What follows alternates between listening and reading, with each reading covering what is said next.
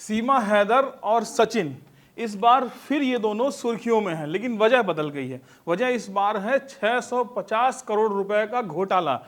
ये घोटाला भारत के कई राज्यों में अलग अलग जगह पर मिला करके किसी ने किया है और इस्तेमाल किया है इन दोनों का। ये कौन?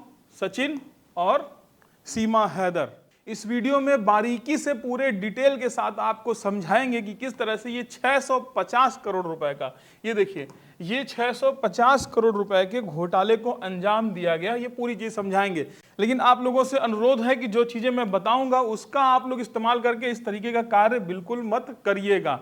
मैं ये चीजें आपको बताने जा रहा हूं और बाद में बताऊंगा कि किस तरह से सीमा हैदर और सचिन का इस्तेमाल करके 650 करोड़ रुपए के इस इतने बड़े घोटाले को अंजाम दिया गया है। इस घोटाले को अंजाम दिया है इन दोनों चेहरों ने। ये दो भाई हैं, दोनों बिहार के रहने वाले हैं, बिहार के दरभंगा शहर के रहने वाले हैं। एक का नाम है विपिन कुमार झा और दूसरा इसका भाई है आशुतोष कुमार झा। पेशे से दोनों अकाउंटेंट हैं, इसलिए इस तरह की चालबाजी करके 650 करोड़ रुपए सरकार के खाते से निकाल लेना इन लोगों को पता था और उन लूप होल का इस्तेमाल करके इन लोगों ने ये काम किया है। फिलहाल ये दोनों भाई अरुणाचल पुलिस के गिरफ्त में हैं और अरुणाचल पुलिस इनसे अपने तरीके से पूछताछ कर रही है। हम आपको समझाते हैं कि इन दोनों भाइयों ने 650 करोड़ रुपए, इतनी बड़ी रकम सरकार के खाते से कैसे निकलवाया। इन दोनों भाइयों ने कई जगह भारत के अलग अलग कोने में सेल कंपनी बनाई। सेल कंपनी मतलब फर्जी कंपनियां रजिस्टर्ड कराई, जैसे दिल्ली में कराई, हरियाणा में कराई, अरुणाचल प्रदेश में कराई, तमिलनाडु में कराई, तेलंगाना में कराई। इस तरह से अलग अलग स्टेट्स में इन्होंने फर्जी कंपनी रजिस्टर्ड कराई। अब फर्जी कंपनी रजिस्टर्ड कराने के बाद इन्होंने आईटीसी का गेम खेला। ये होता है input tax credit. Input tax credit जो लोग व्यापार में होंगे वो लोग जानते हैं, जो लोग व्यापार में नहीं होंगे उनको मैं बारीकी से समझाने जा रहा हूं कि इनपुट टैक्स क्रेडिट क्या होता है। जब आप इनपुट टैक्स क्रेडिट समझ लेंगे तब उसके बाद समझ पाएंगे कि इन दोनों भाइयों ने कितना दिमाग लगा करके, कितनी गहरी चाल चल के 650 करोड़ रुपए जो है सरकार के खाते से निकाले हैं। आइए समझते हैं इनपुट टैक्स क्रेडिट होता क्या है। अब जो लोग व्यापार में हैं उनको कुछ चीजें पता होंगी, जो व्यापार में नहीं है वो लोग ध्यान से सुनिएगा इन चीजों को। अगर जो लोग बिजनेस करना चाहते हैं वो जीएसटी की पेचीदगियों को भी इस वीडियो से समझ जाएंगे। ठीक है, हम एक एग्जांपल लेते हैं कि एक है कंपनी ए, एक है कंपनी बी और एक है कंपनी सी। अब मान लेते हैं कि कंपनी ए ने कंपनी बी को 1 लाख रुपए का सामान बेचा। 1 लाख रुपए का सामान कंपनी ए ने कंपनी बी को भेजा, जिसमें 18% का जीएसटी था, मतलब 18,000 रुपए और इसने वसूले। तो कंपनी ए ने कंपनी बी को जो माल बेचा वो 1 लाख प्लस 18,000, 1,18,000 रुपए का माल कंपनी ए ने कंपनी बी को बेचा। अब कंपनी ए क्या करती है कि जीएसटी भरती है। जीएसटी में भर के वो जीएसटीआर भरती है, जीएसटीआर1 भरती है, जिसमें वो गवर्नमेंट को बताती है कि मैंने कंपनी बी को 1 लाख का माल भेजा है और उससे मैंने 18,000 रुपए वसूला है। तो ये जीएसटीआर1 में ये फाइल कर देती है। इसके बाद कंपनी बी क्या करती है? कंपनी बी फाइल करती है जीएसटीआर2। जीएसटीआर2 जब कंपनी बी फाइल करती है तो ये बताती है इसमें कि मैंने कंपनी ए से 1 लाख रुपए का सामान खरीदा है, जिसमें 18,000 टैक्स है और 1,18,000 का बिल उसने मुझे काट के दिया है। अब जीएसटी पोर्टल में ये चीजें वैलिडेट होती हैं कि कंपनी ए ने बताया है कि भाई जीएसटीआर1 के जरिए कि हमने जो है 1 लाख का माल बेच करके 18,000 रुपए वसूले हैं, और बी जब डालता है ये चीजें मैच हो जाती हैं, तो ये हो जाता है कि भाई ये 18,000 रुपए का माल बी ने खरीदा है। अब क्योंकि 1 लाख का माल जो बी ने खरीदा है उस पे ऑलरेडी 18,000 रुपए का टैक्स दे दिया है। अब आगे बी जो है यही माल सी को बेचेगा, मान लीजिए 1 लाख रुपए। हम कोई प्रॉफिट नहीं मानेंगे क्योंकि कॉम्प्लेक्स हो जाएगी कैलकुलेशन, तो हम आसान भाषा में समझेंगे कि बी ने जो है वो उसी रेट में 1 लाख रुपए का माल सी को बेच दिया। अब सी कस्टमर हो सकता है या कोई हो सकता है। सी ने फिर से उससे 18% का ब्याज टैक्स वसूला, इस पे जीएसटी वसूला 18,000 रुपए और 1,18,000 रुपए ये वसूल लिया। अब यहाँ पर कंसेप्ट आता है ITC, input tax credit. Input tax credit जो है वो किसी व्यापारी, किसी बिजनेसमैन को ये फायदा देता है कि जो वो टैक्स पहले से भर चुका है वो टैक्स वो दोबारा ना भरे किसी को। मान लीजिए कि अगर आईटीसी नहीं होता, मान लीजिए कि आईटीसी का कंसेप्ट नहीं होता है, इनपुट टैक्स क्रेडिट का कंसेप्ट नहीं होता, तो बी ने है 18,000 रुपए जब ए से माल खरीदा तब उसने भरा, लेकिन इसके बाद फिर बी ने जब सी को ये माल बेचा तो फिर इसने 18,000 रुपए टैक्स वसूले। अब जो है इसने 18,000 ऑलरेडी ए को टैक्स के नाम पर दे दिया है और सी से टैक्स वसूला है, तो ये गवर्नमेंट को भरेगा, तो टोटल इसको 36,000 रुपए सरकार को जीएसटी के रूप में भरना पड़ता। लेकिन यही कंसेप्ट आता है आईटीसी का, इनपुट टैक्स क्रेडिट का, जिसकी वजह से फायदा होता है। अब सोचिए इन्हीं सब का फायदा उठा करके कैसे ये दोनों भाइयों ने 650 करोड़ रुपए का जो है वो घपला किया, ये आपको हम बताते हैं। ठीक है, अब हम समझते हैं आईटीसी क्या होता है। आईटीसी कहता है कि अगर कोई व्यापारी माल खरीदते हुए अगर कोई टैक्स दे दिया है जिससे माल खरीदा है, जैसे बी ने 18,000 का टैक्स जो है ए को दे दिया है, उसके बाद वो जब कोई माल बेचता है उस पर जो टैक्स लेता है उसको घटा देंगे। ठीक है, घटा देंगे तो उसको जो टैक्स भरना पड़ेगा वो होगा। तो मतलब बी को यहाँ पर क्योंकि 18,000 और कोई प्रॉफिट नहीं लिया, अब इस केस में क्या है कि बी ने ए को 18,000 रुपए पहले टैक्स रूप में दे दिया था, फिर क्योंकि कोई प्रॉफिट नहीं लिया, सी को 1 लाख में खरीदा हुआ माल 1 लाख में बेच दिया, 18,000 टैक्स लिया, तो 18 माइनस 18,000 ये उसको 0% टैक्स भरना पड़ेगा, मतलब कोई टैक्स नहीं भरना पड़ेगा। मान लीजिए एक एग्जाम्पल के तौर पर थोड़ा सा और समझ लेते हैं, फिर हम अपनी स्टोरी पर वापस आएंगे और फिर आपको बताएंगे कि सीमा हैदर का नाम इसमें कैसे जुड़ा है। देखिए, अगर ए से बी ने 1 लाख का खरीदा, 18,000 का टैक्स उसने पहले भर दिया और यही माल 1 लाख के बजाय इसने 2 लाख का सी को बेचा होता, तो इस पे 18,000 के बजाय 36,000 का टैक्स इसने वसूला होता। तो टोटल इसका जो इनवाइस होता, जो बिल होता, 1,36,000 का होता।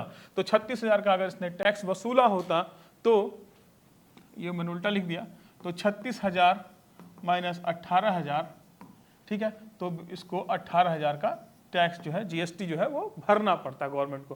लेकिन अगर आईटीसी नहीं होता तो 36 और 18 मिला करके उसको 54,000 रुपए करीब का इसको टैक्स भरना पड़ता है। ठीक है, तो ये आईटीसी का कंसेप्ट है, ये हम आपको बता रहे थे। ये होता है जीएसटीआर 3B के तहत। जीएसटीआर 3B में क्या होता है ये थोड़ा सा डिटेल और बता देता हूँ। जीएसटीआर 3B में ही कोई भी बिजनेसमैन बताता है कि मैंने ये परचेजिंग की है और ये सेल किया है, उसी के तहत ये जो आईटीसी है ये कैलकुलेट होती है जीएसटीआर 3B के तहत। इसी से पता चलता है कि भाई इनपुट क्रेडिट कितना किसके पास है। ठीक है, अब ये आप समझ लीजिए, ये तो एक सिंपल सा कंसेप्ट है। अब इन दोनों भाइयों ने इसी में गेम खेला। इसमें गेम क्या खेला हम आपको ये समझाते हैं आगे। जिस तरह से मैंने 3 कंपनी का एग्जाम्पल बताया, ये तीनों कंपनियां अलग अलग थी। इन दोनों भाइयों ने मिलकर अलग अलग स्टेट में करीब करीब 10-12 कंपनियां रजिस्टर्ड करा ली। मान लीजिए 1, 2, 3 करते करते करते करते आप आ जाइए 12। ठीक है, 12 कंपनियां रजिस्टर्ड करा दी। अब होता क्या है कि आप जब भी कोई माल कोई खरीदता है, मान लीजिए बी कंपनी का हम एग्जांपल ले रहे थे, मान लीजिए बी कंपनी ने 1 लाख का माल खरीदा हुआ है ये, और इस पे इसने 18,000 टैक्स जो है वो ए कंपनी को भरा था, ए कंपनी ने इससे वसूला था। ठीक है, हालांकि ए कंपनी जो है आपके दिमाग में आ रहा कि ए कंपनी तो 18,000 भरेगा ही, लेकिन ये हम आपको बताते हैं कि कैसे क्या होता है।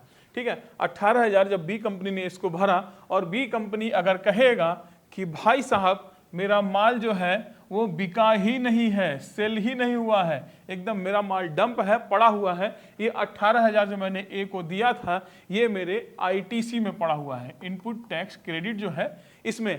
हालांकि आईटीसी से ये पैसा आ जाता है जीएसटी इलेक्ट्रॉनिक क्रेडिट लेजर, जिसको वैलेट भी बोलते हैं, इसमें ये पैसा आ जाता है 18,000। तब क्योंकि बी कहेगा कि भाई मेरा कोई माल बिका ही नहीं है और 18,000 मैंने टैक्स भर दिया है, तो ये एक काम करेगा, ये एक फॉर्म होता है RFD01 जिसको ये भरता है और भरने के बाद अपील करता है कि भाई मेरा रिफंड कर दीजिए, क्योंकि 1 लाख का मेरा माल डूब गया है, बिका ही नहीं है, ये मेरा वैलेट में 18,000 पड़ा है, ये मुझको दे दिया जाए। ठीक है, अब यहाँ पर गेम यही हुआ। यहाँ पर इन दोनों भाइयों ने करीब करीब 10 से 12 कंपनियां भारत के अलग अलग कोने में रजिस्टर्ड कराई और रजिस्टर्ड कराने के बाद इन्होंने कैश पैसे को, ये पैसा कहाँ से था, ये पैसा हवाला का था या कहाँ का था, ये पैसा कहाँ से आया, ठीक है, उसके बाद इन्होंने एक कंपनी से दूसरे कंपनी, दूसरे से तीसरे, तीसरे से चौथे, चौथे से पांचवें, पांचवें से छठे करते करते 12 कंपनियों को इन्होंने इनवाइसेस काटना शुरू किया। इन्होंने एक ने माल बेचा 2 को, 2 ने बेचा 3 को, 3 ने 4 को, 4 को 5 ने, 5 ने 6 ने, सब ने बेचा और सब ने फाइल किया जीएसटीआर 1, जीएसटीआर 2, जीएसटीआर 3 भी। सारा फाइल करने के बाद 12वीं कंपनी भी आई। ठीक है, अब 12वीं कंपनी के पास जब गया ये, तो 12वीं कंपनी ने कहा कि भैया हमारा जो माल करीब, पहला जो केस इनका आया था 2024 में, 2024 में इन्होंने बोला कि भाई मेरा 6 करोड़ 58 लाख का, 6 करोड़ 58 लाख का जो मेरा है ये है इनवाइस, और इसके पहले मेरा जो वैलेट में पैसा पड़ा हुआ है, क्योंकि ये माल मेरा जो है सेल नहीं हो पाया है, 6 करोड़ का नुकसान है, तो इसका जो है 99.21 करोड़, ठीक है, 99.21 करोड़ रुपए ये मेरा वैलेट में पड़ा है, और इन्होंने फाइल किया RFD01, ठीक है, ये फाइल किया, और फाइल करने के बाद बोला इतना पैसा है, क्योंकि माल मेरा बिक नहीं पाया है, तो ये मेरा जो है 99.21 करोड़ पैसा मुझे मेरे खाते में दे दिया जाए। और क्योंकि ट्रेल इतनी लंबी थी, एक के बाद दो, दो के बाद तीन, तीन के बाद चार, चार के बाद पांच, इस तरह से 12 कंपनियों की थी, और सबने GSTR1 फाइल किया, GSTR2 फाइल किया, GSTR3 भी फाइल किया, सारी फॉर्मेलिटीज की, सारी कंपनियां अलग अलग लोगों के नाम से, ये सिर्फ 650 करोड़ का घोटाला नहीं है, इसमें अलग अलग आपके हमारे जैसे लोगों की आधार और पैन कार्ड को यूज कर करके सब कंपनियों को रजिस्टर्ड कराया गया था। जितनी कंपनियां 12 हैं सब अलग अलग लोगों के नाम से रजिस्टर्ड थी, ठीक है, फर्जी आधार, फर्जी पैन कार्ड बना करके रजिस्टर कराया गया, और प्रॉपर वैलिडेशन डॉक्यूमेंटेशन की वजह से, प्रॉपर फाइलिंग की वजह से ज्यादा समय नहीं लगा, इन लोगों को 99.21 करोड़ ये अप्रैल 2024 में मिल गया। देखिए अब तो ये हो गया, सारी फाइलिंग हो गई, ठीक है, और GSTR पोर्टल तुरंत नहीं ये तय कर पाता है कि भाई कि देखिए होता क्या है कि जब पिछली कंपनी जिससे माल आपने खरीदा, जैसे ए ने जब GST भरेगा 18,000 तो बी को मिलेगा, ठीक है, ए ने जब 18,000 की GST भरा GSTR1 में, तो बी को उसका इनपुट मिलेगा, मतलब बी को उसका फायदा मिलेगा, बी अपने खाते में ले सकता है तभी।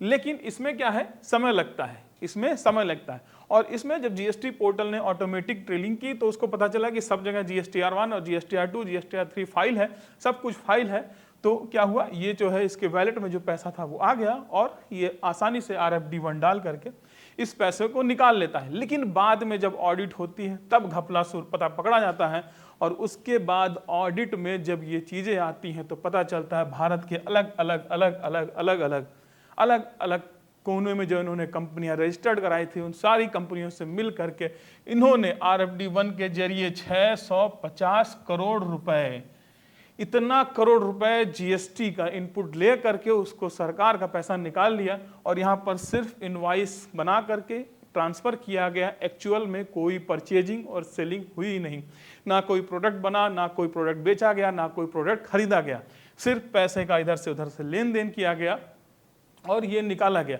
यहाँ पर ये एक स्टेप आगे खेला गया, एक्चुअल में इस तरह से किया जाता है ब्लैक मनी को व्हाइट मनी बनाने के लिए, ठीक है, लेकिन उसमें क्या है, इसमें इन्होंने क्या कर दिया, इसमें इन्होंने एक कदम आगे जा करके इन्होंने सरकार का ही चूना लगा करके 650 करोड़ रुपए उनके निकाल लिए। अब आपको इसमें बताते हैं कि सचिन मीना और सीमा हैदर, ये दोनों, इन दोनों का नाम इसमें कैसे आया। देखिए इन दोनों का नाम इन लोगों ने यूज किया था इन्हीं कंपनियों 1 2 3 4 जो ये 10-12 कंपनियां इन्होंने पूरे इंडिया में रजिस्टर्ड कराई थी, उसमें से एक कंपनी जो थी वो सीमा हैदर और सचिन के नाम पर थी, इन दोनों के नाम पर थी, सीमा हैदर और सचिन के नाम पर उन्होंने एक कंपनी रजिस्टर्ड कराई थी, ठीक है।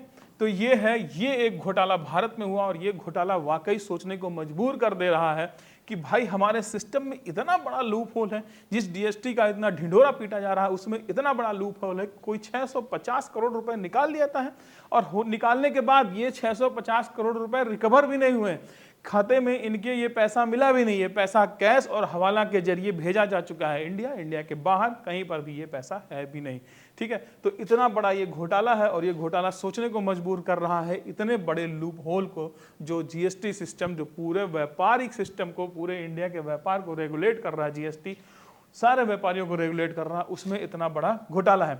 ये घोटाला तो बहुत बड़ा हो गया, 650 करोड़ रुपए का घोटाला हो गया, इसलिए सामने आ गया, लेकिन हो सकता है ऐसे और कई घोटाले हो रहे हों, डेली हो रहे हों, 2-4 करोड़ या 2-4 लाख के हो रहे हों, छोटे छोटे हो रहे हों, लेकिन हो रहे होंगे, तो इन चीज़ों पे काम करने की जरूरत है। तो फिलहाल अरुणाचल पुलिस ने इनकी जो कंपनी अरुणाचल प्रदेश में रजिस्टर्ड थी सिंधी विनायक मर्चेंट ट्रेडर्स के नाम से, उस पे ये जब इन्होंने 99.21 करोड़ का ये जो अपना रिफंड लिया, उस पर शक हुआ। फिर बाद में दरभंगा में जाकर के इनका गांव है, इनके गांव का नाम मैं आपको बता दूं, ये है दरभंगा के रयान थाना में बंसारा गांव के रहने वाले ये दोनों भाई हैं।